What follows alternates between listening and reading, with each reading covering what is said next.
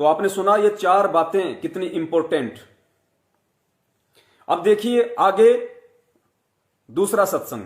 ये छोटी छोटी जो क्लिप हैं, दास ने 20-25 क्लिपें परमात्मा के सत्संगों को सुन के परमेश्वर ने सद्बुद्धि दी, दास ने उनकी कटिंग की कि ये कितनी इंपॉर्टेंट हैं, सीधी माइंड पे अटैक करती हैं, परमात्मा क्या समझाना चाहते हैं। अगला सत्संग आप सुनिए जिसमें परमात्मा जिक्र कर रहे हैं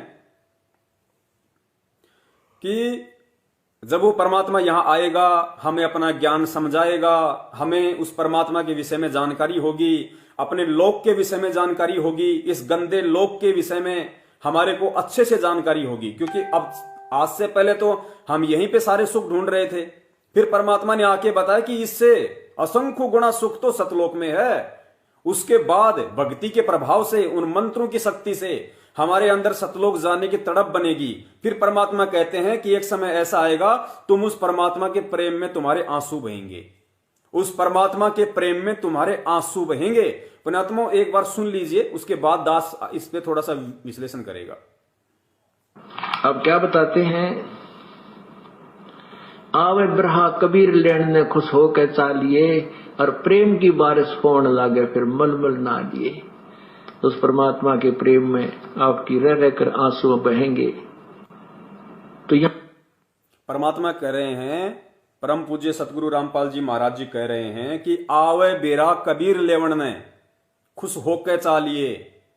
और फिर कहते हैं परमात्मा कि उस परमात्मा की विरह में तुम्हारे आंसू गिरेंगे, उस परमात्मा को प्राप्त करने के लिए तुम्हारी आंखों से आंसू गिरेंगे। तो पुण्यात्माओं,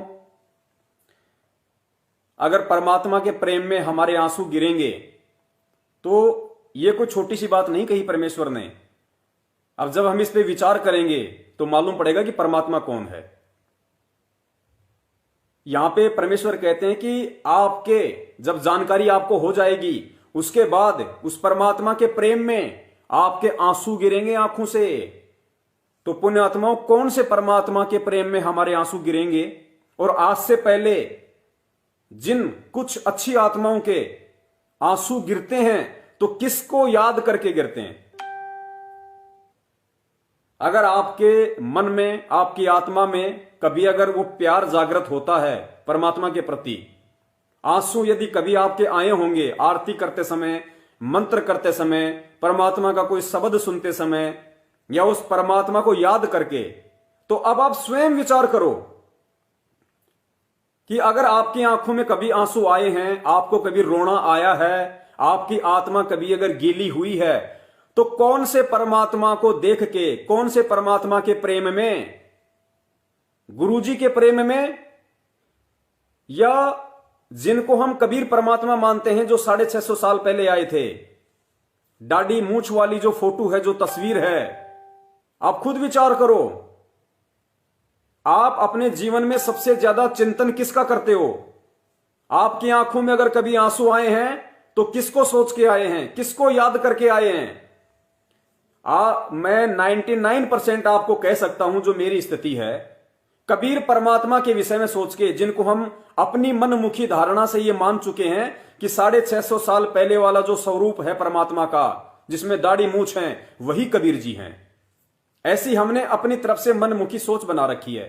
जबकि आगे गुरुदेव स्पष्ट कर देंगे कि 650 साल पहले जो फोटो हम देखते हैं कबीर परमात्मा की, वो परमात्मा का असली रूप नहीं है, वो तो ना जाने कितने रूप बना के आ जाते हैं। तो अब विचार आपको करना है कि आपकी आंखों में आंसू अगर कभी आए हैं नाम लेने के बाद, तो किसको याद करके आए हैं? किसके विरह में आंसू आए? किसके प्रेम में आंसू आए? जिसके प्रेम में आंसू आए वही आपका परमात्मा, क्योंकि यहां इसमें कहा जा रहा है कि उस परमात्मा के प्रेम में आपके आंसू गिरेंगे। सुन लीजिए एक बार दोबारा। अब क्या बताते हैं, आवे ब्रहा कबीर लेन ने खुश होकर चालिए, और प्रेम की बारिश होने लागे फिर मलमल ना लिए। उस परमात्मा के प्रेम में आपकी रह रहकर आंसू बहेंगे। उस परमात्मा के प्रेम में आपके रह रह के आंसू बहेंगे। तो पुण्यात्माओं, ये आपने डिसीजन करना है, ये निर्णय अब आपने करना है। परमात्मा के इस संकेत को सुनकर, समझकर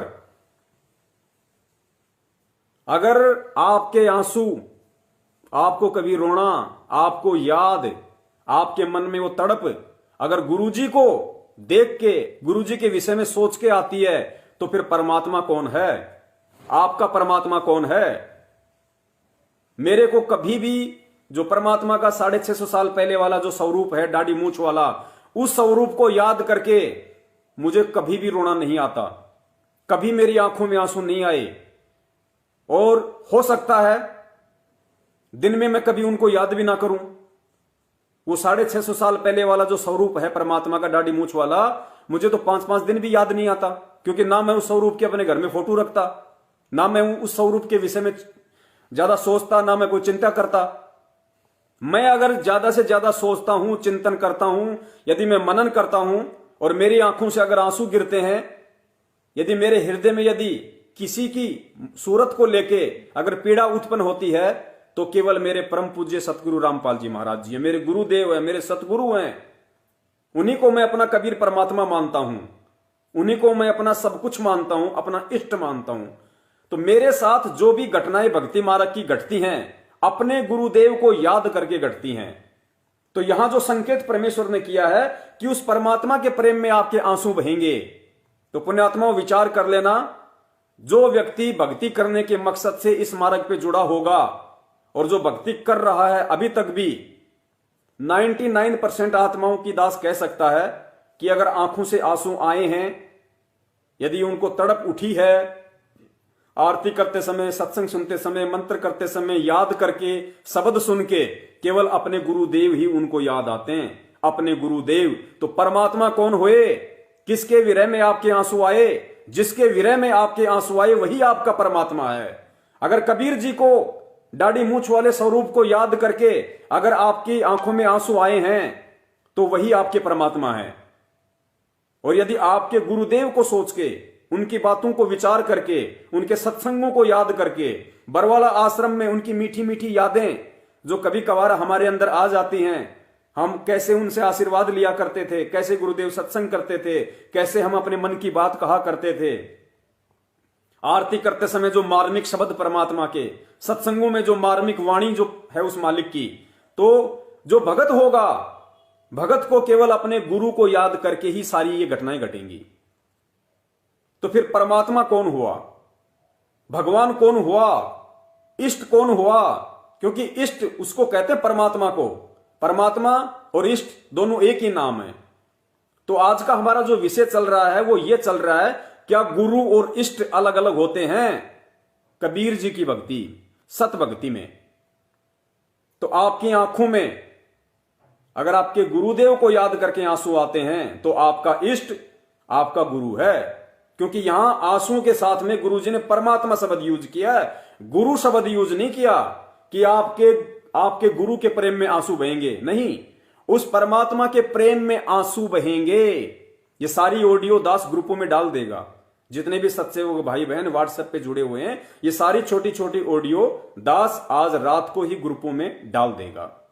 तो पुण्यात्माओं, धरती पे स्वयं कबीर परमात्मा मौजूद हैं और परम पूज्य सतगुरु रामपाल जी महाराज जी ने ये छोटी सी बात कह के कि उस परमात्मा के प्रेम में आपके आंसू बहेंगे, ये साबित कर दिया, ये संकेत कर दिया, ज्ञानी आत्माओं के लिए इशारा कर दिया कि भाई परमात्मा मैं हूं और कोई नहीं है। तेरे आंसू मेरे वियोग में बह रहे हैं।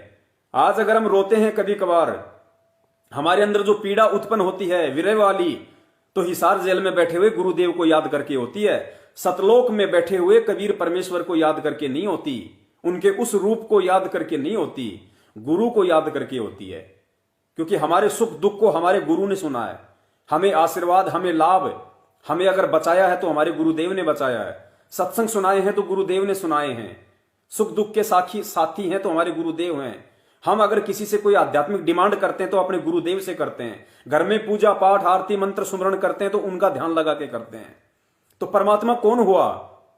पुण्यात्माओं, परमेश्वर स्वयं धरती पे प्रकट हैं सतगुरु रामपाल जी महाराज जी के रूप में। और इस वीडियो के माध्यम से आज हमने ये गुरु और परमात्मा वाली जो खाई है, इस खाई को हमने बिल्कुल समाप्त कर देना है। और जब तक ये खाई समाप्त नहीं होगी, चाहे 100 साल तक इस भक्ति पे लगे रहना, हम कभी भी सतलोक की प्राप्ति नहीं कर सकते।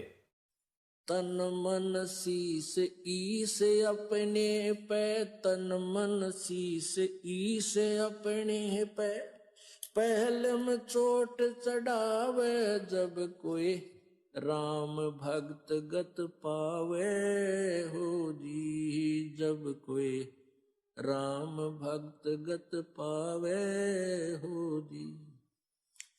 तन मन शीस ईस अपने पे, तन मन शीस ईस अपने पे, पहले में चोट चढ़ावे जब कोई राम भक्त गत पावे हो जी, जब कोई राम भगत गत पावे हो जी।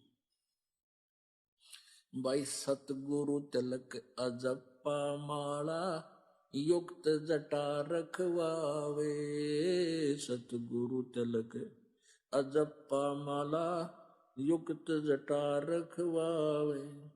जत को पीन सत का चोला, भीतर बेख बनावे जब कोई राम भगत गत पावे हो जी, जब कोई राम भगत गत पावे हो जी। भाई लोक लाज मर्याद जगत की, तृण ज्यों तोड़े बगावे, लोक लाज